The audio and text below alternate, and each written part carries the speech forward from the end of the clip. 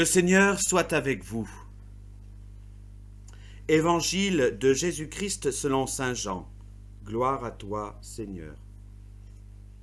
C'était après la mort de Jésus, le soir venu en ce premier jour de la semaine, alors que les portes du lieu où se trouvaient les disciples étaient verrouillées par crainte des Juifs. Jésus vint, et il était là au milieu d'eux. Il leur dit « La paix soit avec vous ». Après cette parole, il leur montra ses mains et son côté. Les disciples furent remplis de joie en voyant le Seigneur. Jésus leur dit de nouveau « La paix soit avec vous ». De même que le Père m'a envoyé, moi aussi je vous envoie. Ayant ainsi parlé, il souffla sur eux et leur dit « Recevez l'Esprit Saint.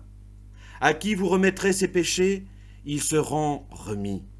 À qui vous maintiendrez ces péchés, ils seront maintenus. » Or, l'un des 12, Thomas, appelé aussi Didyme, c'est-à-dire jumeau, n'était pas avec eux quand Jésus était venu.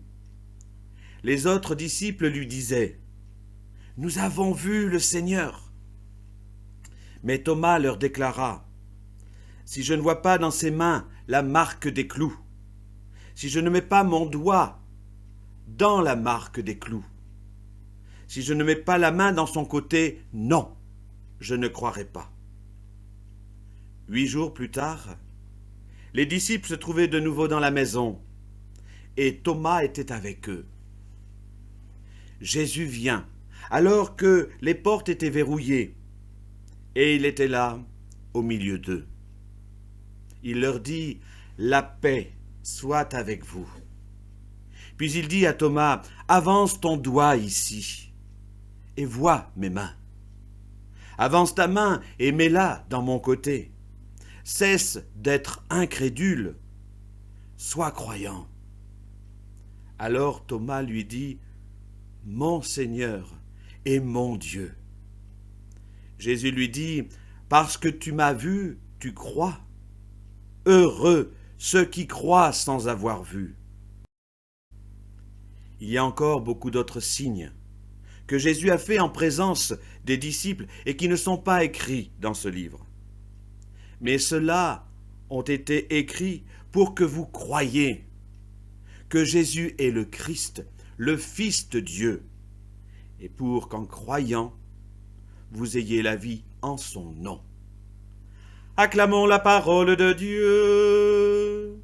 Louange à toi, Seigneur Jésus. Chers amis, nous voici au deuxième dimanche de Pâques, qu'on appelle aussi le dimanche de la miséricorde, de la divine miséricorde, instauré par le pape Saint Jean-Paul II. La miséricorde. Un grand mot. Parfois, on a du mal à se dire, mais qu'est-ce que ça peut bien vouloir dire, la miséricorde? Alors, je vous propose une petite comparaison.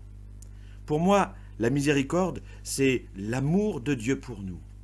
Comment peut-on voir l'amour de Dieu pour nous, surtout en ce moment où la vie semble si difficile et où la mort semble l'emporter tout le temps? La miséricorde, c'est comme une corde que Dieu nous tend. Et cette corde vient nous tirer de notre misère. La miséricorde. Alors, frères et sœurs, en ce dimanche de la divine miséricorde, je nous invite à garder la foi comme Thomas et à recevoir cette miséricorde de Dieu, cet amour de Dieu, pour que comme Thomas nous puissions dire « Mon Seigneur et mon Dieu ».